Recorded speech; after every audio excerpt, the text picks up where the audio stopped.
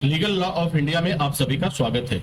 मैं हूं वेद और आज जो मैं बात करने वाला हूं एक ऐसे रोजगार के बारे में, एक ऐसे प्रोफेशन के बारे में जिस पर हाल ही में माननीय सुप्रीम कोर्ट ने एक फैसला दिया।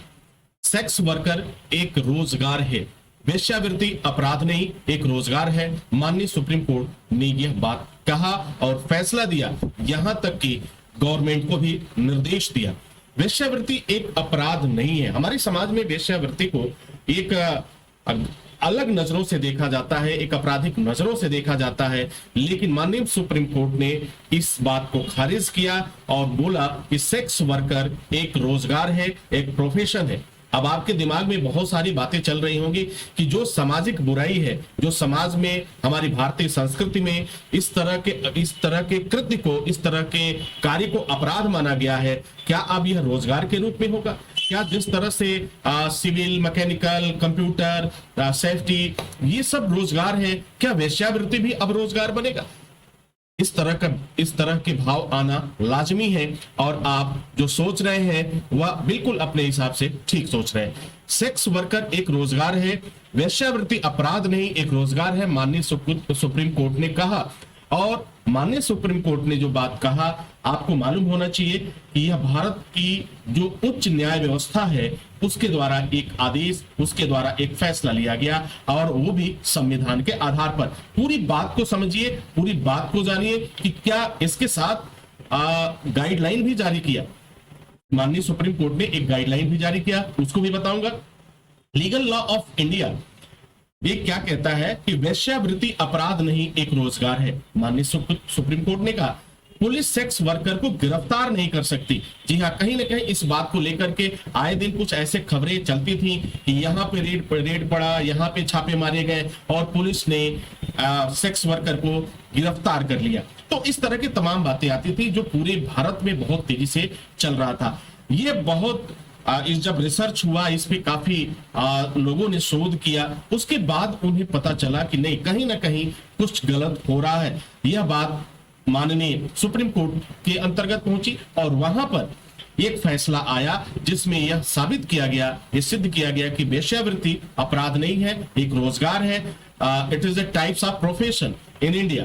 माननीय सुप्रीम कोर्ट ने यह भी हिदायत दिया, यह भी कहा कि पुलिस सेक्स वर्कर को गिरफ्तार नहीं कर सकती। अगर गिरफ्तार किया तो उस पर भी कार्रवाई होगी, क्योंकि वह कंटेम्प्ट ऑफ कोर्ट होगा, यानी कोर्ट ने जो आदेश दिया उसको न मानना, और साथ ही अन्य धाराओं में भी पुलिस पर भी कार्रवाई होगी।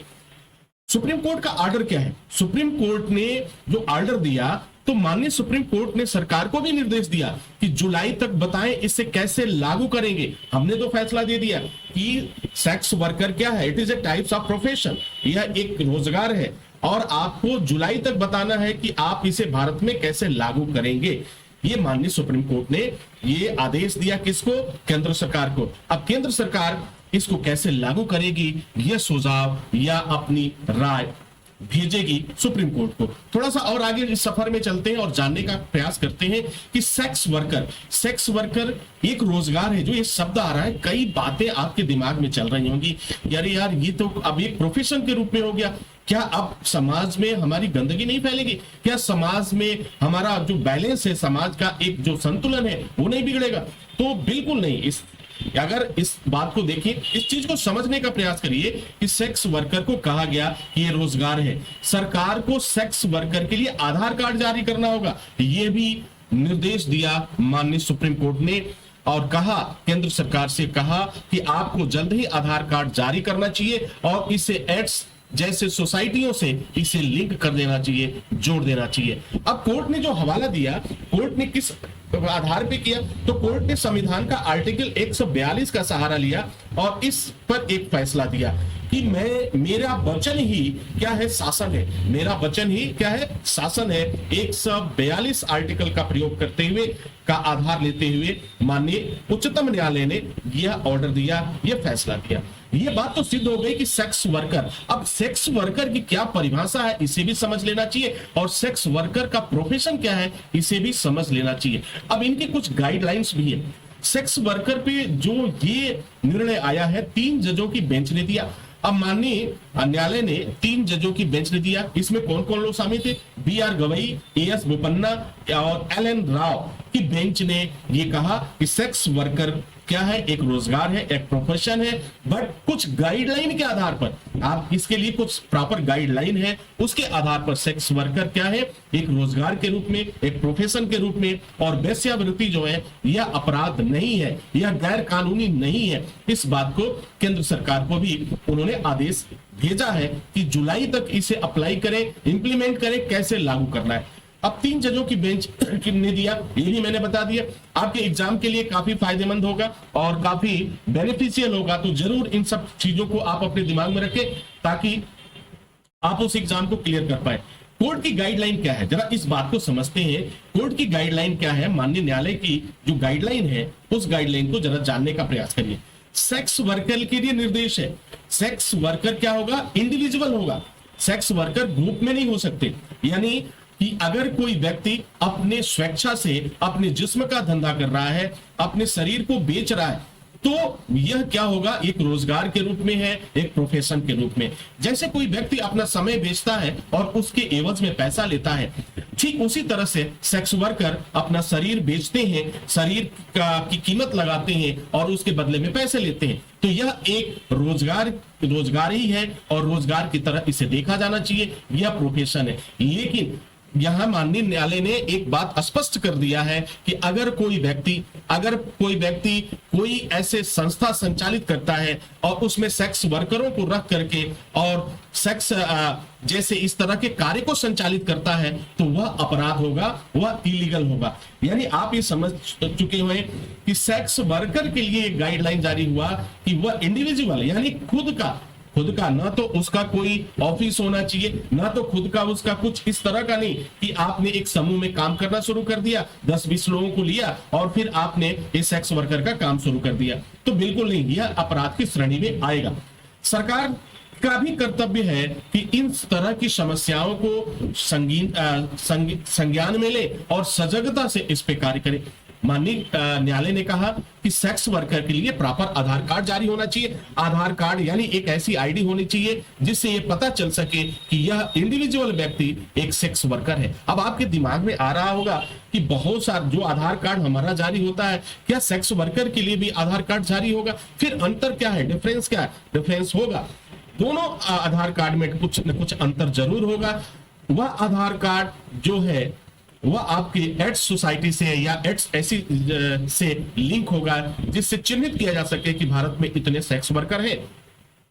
अब देखो, अब अगला, पुलिस को भी हिदायत दिया, माननीय न्यायालय ने पुलिस को हिदायत दिया कि आप किसी भी सेक्स वर्कर को गिरफ्तार नहीं कर सकते हैं, चाहे एज के आधार पर, चाहे आप होटल में, चाहे किसी भी आधार पर आप गिरफ्तार नहीं कर सकते हैं, क्योंकि यह एक प्रोफेशन है और इस पे माननीय न्यायालय का फैसला आ चुका है।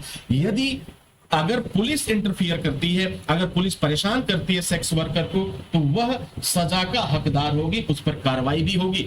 लेकिन माननीय कोर्ट ने कहा कि अगर सेक्स को लेकर के, ठीक है, वेश्यावृत्ति को लेकर के अगर कोई आप संस्था संचालित करने का प्रयास करेंगे या संस्था को संचालित करने की कोशिश करेंगे, तो वह अपराध की श्रेणी में आएगा, क्योंकि यहाँ सेक्स वर्कर की जो परिभाषा दी गई है वह इंडिविजुअल दिया गया है, यानी व्यक्तिगत रूप से, यानी आप स्वयं की मर्जी से, आप अपनी स्वयं की स्वेच्छा के अनुसार आप यह रोजगार कर रहे हैं और इस रोजगार के आधार पर आपकी जीविका चल रही है, जो भी आपका है। तो माननीय कोर्ट ने स्पष्ट रूप से कर दिया कि इसे आप ग्रुप में नहीं चला सकते, इसे आप संचालित नहीं कर सकते, इसे जो है आप कहीं पे संस्था खोलकर या ऑफिस खोलकर आप नहीं कर सकते। वो क्या होगा, वह अपराध होगा, वह क्या होगा, it is the types of criminal activities according to Supreme court.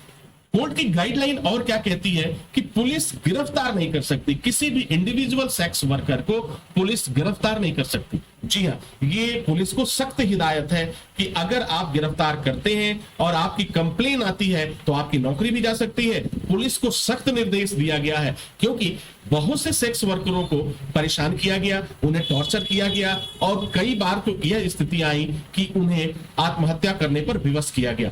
गिरफ्तार किया तो सजा, कोर्ट ने भी कहा कि अगर आपको मालूम है उस सेक्स वर्कर के पास आधार कार्ड मिला, उस सेक्स वर्कर वह इंडिविजुअल है, वो कहीं से जुड़ा नहीं है, वह इंडिविजुअल है, तो आप उसे गिरफ्तार नहीं कर सकते। और अगर आपने किया ऐसा तो फिर आप कौन, आपका यहां मतलब पुलिस सजा की हकदार होगी।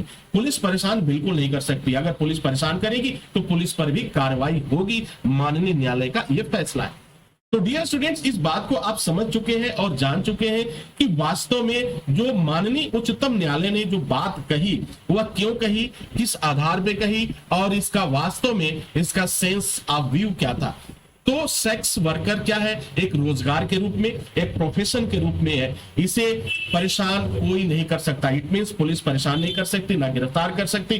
पुलिस को भी सख्त निर्देश है और सरकार को भी सख्त निर्देश है। तो माननीय न्यायालय ने यह भी कहा कि आप हमें बताएं कि इसे कैसे लागू करेंगे और अपने लागू करने के तरीकों को बताएं। तो जो 3 जजों की बेंच ने दिया, एक ऐतिहासिक फैसला दिया और वास्तव में इस फैसले से हमारे जो देश में बहुत से अपराध पर अंकुश लगेगा, बहुत सी जो गतिविधियां हैं उन पे भी रोक लगेगी और जो सेक्स वर्कर की राइट्स की जो मांग चली आ रही थी और उसमें भी काफी खुशियां देखी गई हैं, जो सिर्फ इंडिविजुअल के रूप में। तो जो माननीय न्यायालय ने कहा कि ये सेक्स वर्कर जो है एक रोजगार है, एक प्रोफेशन है। अब तक आप समझ चुके होंगे किस आधार पर कहा, क्यों कहा। अब वेश्यावृत्ति अपराध नहीं होगा। अगर व्यक्तिगत रूप से आप इस चीज को कर रहे हैं तो वह अपराध नहीं माना जाएगा, वह एक रोजगार के रूप में होगा। पुलिस सेक्स वर्कर को कभी गिरफ्तार नहीं कर सकती और ना ही उसे परेशान कर सकती। सेक्स वर्कर जो है अपने रोजगार के रूप में अपने शरीर का सौदा करता है, अपने जिस्म का सौदा करता है। यह अपराध नहीं है, ना ही यह गैर कानूनी है। तो उम्मीद करता हूं कि यह जानकारी आपके लिए फायदेमंद साबित होगी। इसी के साथ इजाजत चाहेंगे, नेक्स्ट वीडियो में हाजिर होंगे। तब तक के लिए wish you all the best. Thank you for watching, thank you for learning.